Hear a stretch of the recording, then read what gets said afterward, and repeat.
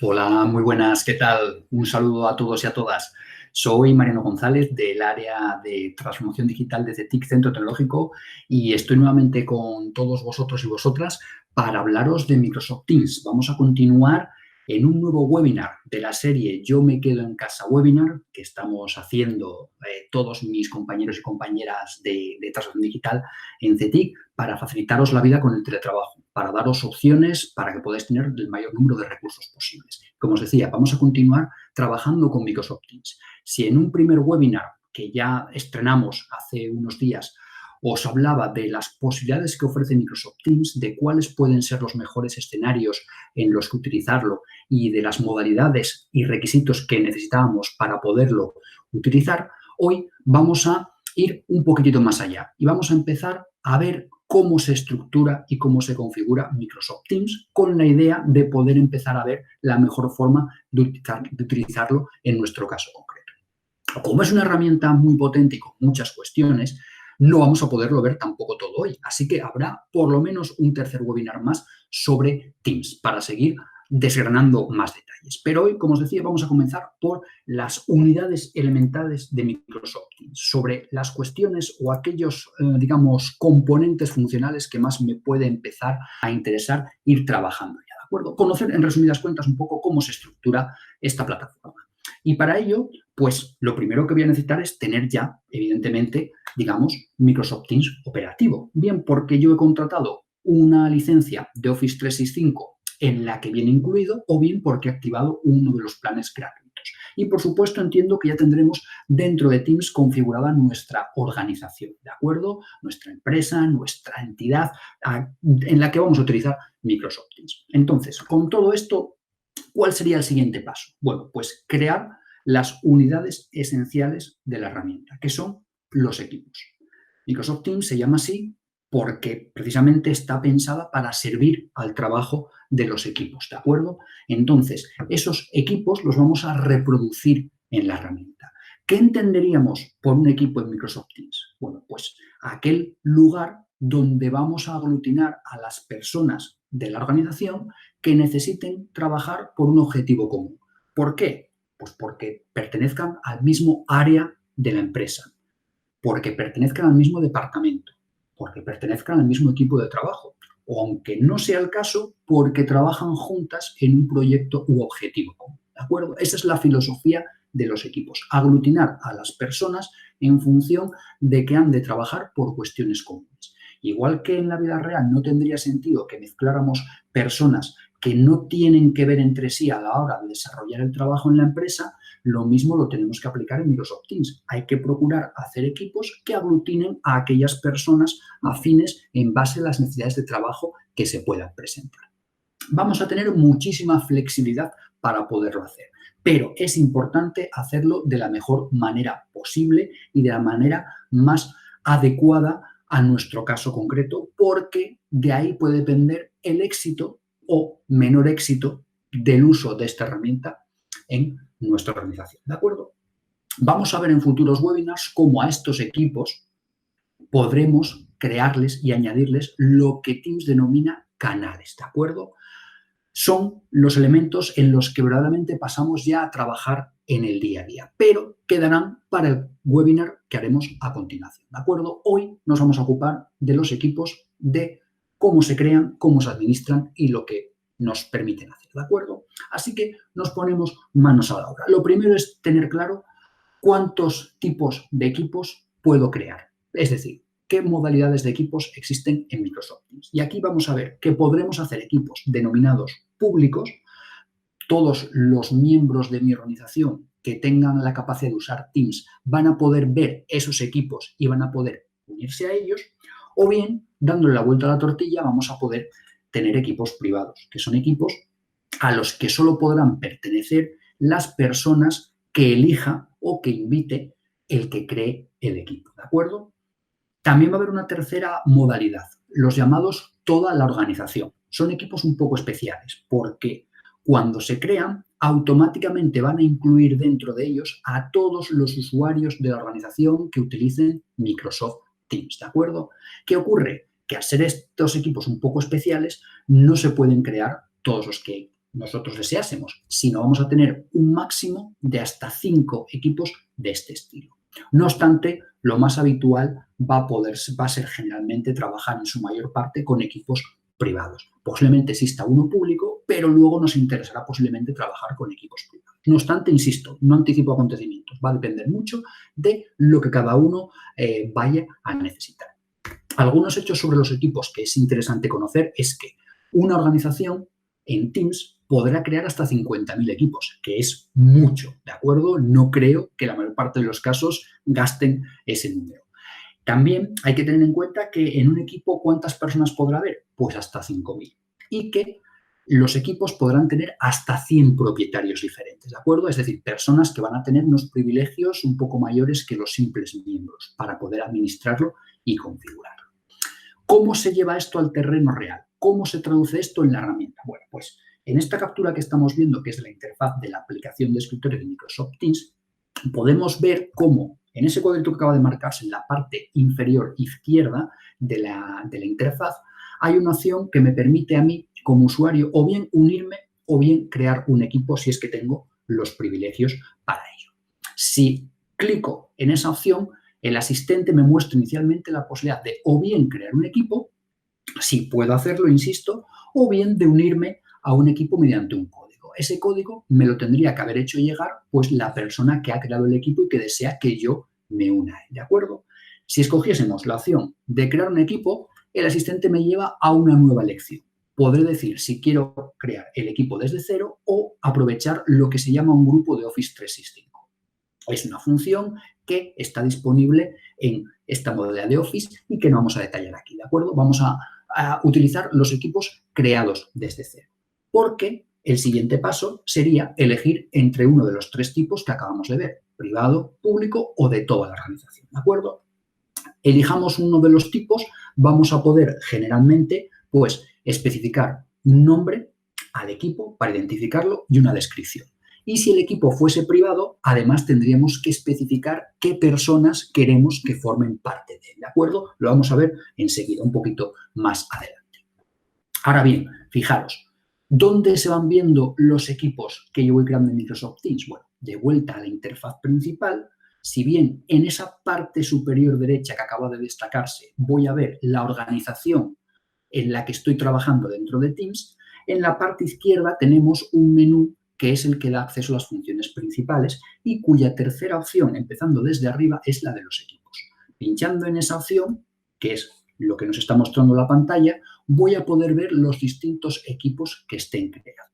¿Cuáles son? Pues los que se destacan ahora mismo. Todos los que, como veis, están precedidos o bien de un logotipo en pequeñito o bien de un cuadro de colores con unas iniciales que corresponden con el nombre del equipo y que además a la derecha tienen unos puntitos en horizontal, una serie de 3 puntitos horizontales, ¿de acuerdo? Esos son los equipos. En este caso podéis ver mejora de diagnósticos, equipos AD, I4.0 Metal, webinars, etcétera, etcétera. Son los equipos a los que yo ahora mismo como usuario de Microsoft Teams tendría acceso, ¿de acuerdo? Puede a lo mejor ser que en mi organización existan más equipos, pero si yo no tengo privilegios, mejor dicho, no estoy dentro de esos equipos, pues aquí no los vería, ¿de acuerdo? Porque tampoco lo necesitaría. Entonces, aquí es donde empezamos a ver ya en detalle en qué se va traduciendo lo que vamos haciendo en Microsoft Teams.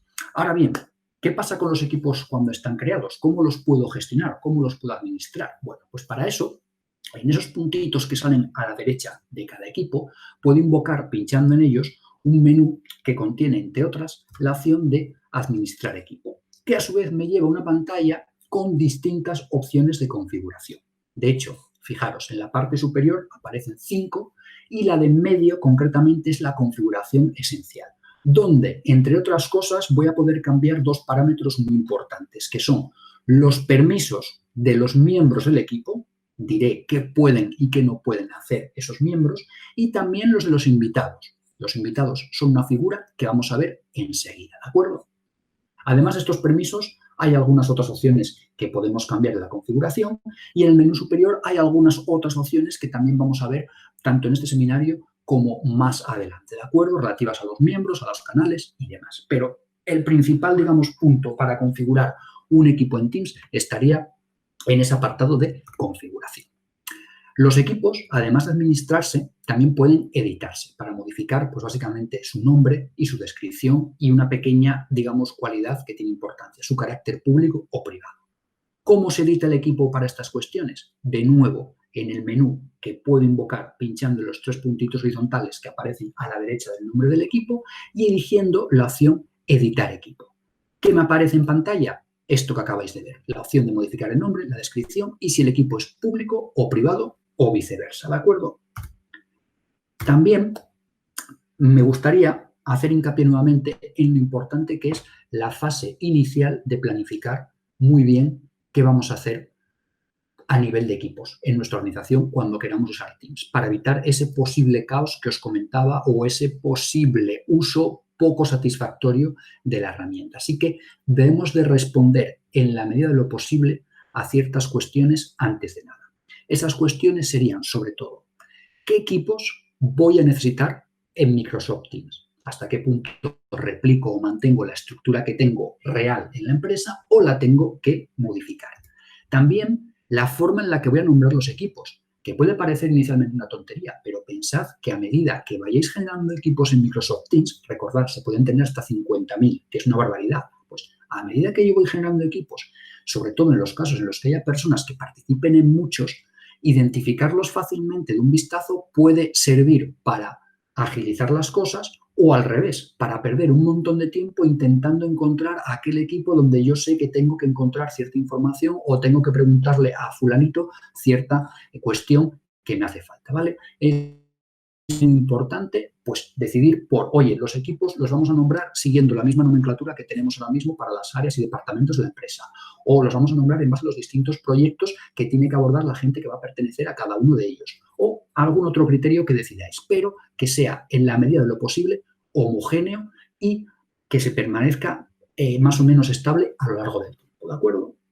Y también, importantísimo, ¿quién o quiénes van a tener la capacidad de crear y de administrar los equipos? Pensad que a lo mejor el primer impulso es dejar que cada uno pueda crear los equipos que considere oportuno cuando considere oportuno. Ganamos en flexibilidad. No hay que depender de un tercero para que haga los cambios. No hay un cuello de botella que nos, digamos, enlentezca el proceso. Pero ¿qué ocurre? Que pueden empezar a proliferar equipos que no tengan ningún fin, que se dupliquen, que se tripliquen y que a lo mejor queden en desuso o sean innecesarios y al final todo eso hace que usar Teams se convierta en una pesadilla para muchas personas y la experiencia pues fracase. Entonces, para evitar esto, insisto, muchas veces puede ser interesante definir una o varias personas que tengan la capacidad de poder crear y gestionar los diferentes equipos a medida que sea necesario. Es muy importante, ¿de acuerdo? Pues bueno, teniendo un panorama inicial sobre los equipos, lo importante es las personas que van a formar parte de ellos. Entonces, a continuación, vamos a ver qué usuarios pueden formar parte de los equipos en Teams y cómo se pueden añadir. Va a haber 2 tipos fundamentales de usuarios, ¿de acuerdo? Los internos, es decir, usuarios de Microsoft Teams que pertenecen a la empresa y tienen pues la licencia para poderlo utilizar y que a su vez van a poder ser de 2 tipos diferentes. Pueden ser propietarios de los equipos, si es que son los que los pueden crear y administrar, o pueden ser simples miembros que están en ellos para poder trabajar. Pero puede haber un tipo de usuarios externo con un potencial importante e interesante. ¿Recordáis? Si visteis el primer webinar que os comentaba que uno de los puntos fuertes de Teams es favorecer el trabajo en equipo y colaborativo, no solo dentro de una organización, sino con entidades externas que pueden ser a veces parte importante de nuestro trabajo, como pueden ser clientes, como pueden ser proveedores y otro tipo de entidades. Entonces, para poderlos vincular a nuestros espacios de trabajo en Microsoft Teams, existe esta opción de añadirlos como invitados, ¿de acuerdo? Estos usuarios externos, que pueden ser, bueno, pueden ser invitados o pueden ser miembros de los equipos, pero podemos añadir a estas personas. Hay que tener en cuenta una cosa, y es que, como máximo, estos invitados externos podrán añadirse en un número de 5 por cada usuario interno que tenga licencia de Teams. Es decir, si en mi organización tenemos 5 licencias de Office 365 con las que podemos utilizar Microsoft Teams, ¿qué podré hacer? Pues podré vincular hasta 25 invitados, 5 por cada una de esas 5 licencias que tengo, ¿de acuerdo? Los invitados una vez que han sido invitados a unirse, pueden elegir su propia contraseña, ¿de acuerdo? Eso es una cuestión que vamos a gestionar independientemente de lo que nosotros tengamos a nivel de configuración interno. Los usuarios en Teams, con la capacidad de crear equipos, podrán hacer hasta 250 equipos cada uno.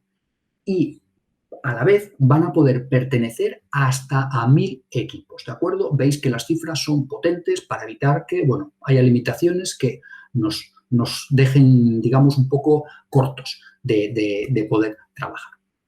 ¿Cómo añadiríamos a un equipo de Teams los miembros? Bueno, pues en el conocido menú que invocamos en esos puntitos a la derecha del nombre del equipo, podemos utilizar dos funciones. Una, obtener vínculo al equipo. Ese vínculo, si yo se lo traslado por correo electrónico o por mensajería instantánea a las personas que quiero que se introduzcan, simplemente pinchando en él ya podrán unirse, ¿de acuerdo? Y, por otra parte, tenemos la opción de agregar miembros nominativamente, eligiendo ya su nombre, ¿de acuerdo? Veis en esta pantalla lo que aparece a continuación y, ojo, aquí sí que os tengo que puntualizar que esta licencia de Microsoft Teams o esta instancia de Microsoft Teams tiene limitado la posibilidad de añadir a usuarios externos de la organización, con lo cual lo que yo escribiera ahí tendría que coincidir con el nombre de alguno de esos usuarios internos. Si no fuese así, no aparecería nada y no lo podría añadir. En este caso concreto, una vez que escribo el nombre y elijo a la persona que quiero que forme parte de este equipo, me aparece una pantalla en la que además puedo elegir si quiero que sea propietario del equipo o solamente miembro del equipo, ¿vale? Por contra, si estuviéramos usando una instancia de Teams donde no hay limitación para poder añadir usuarios externos, podríamos, por ejemplo, escribir el correo electrónico de la persona que queremos que se una a nuestro equipo y, como veis, nos preguntará si queremos que esa persona se una como miembro del equipo o como invitado. Invitado es lo recomendable en el caso de que sea un usuario externo a vuestra organización para evitar, como os digo, pues que tenga a lo mejor unos privilegios que puedan comprometer pues, la integridad de cierta información con la que estéis trabajando, ¿de acuerdo?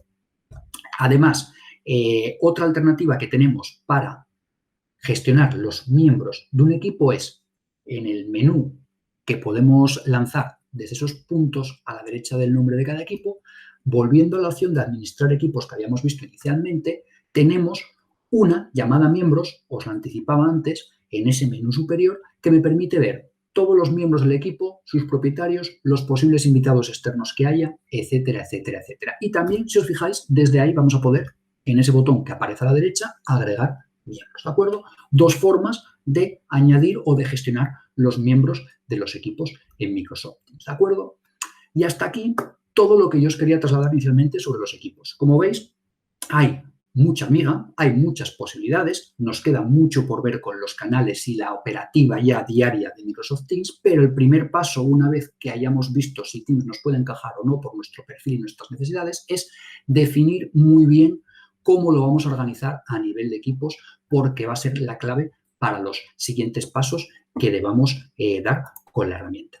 Como os decía, habrá más webinars de Microsoft Teams porque necesitamos poder rematar todo lo que estamos viendo hasta ahora y, en principio, simplemente deciros que ha sido un placer nuevamente acompañaros, que la serie de Yo me quedo en casa webinar va a continuar y que para cualquier cosa estamos a vuestra disposición.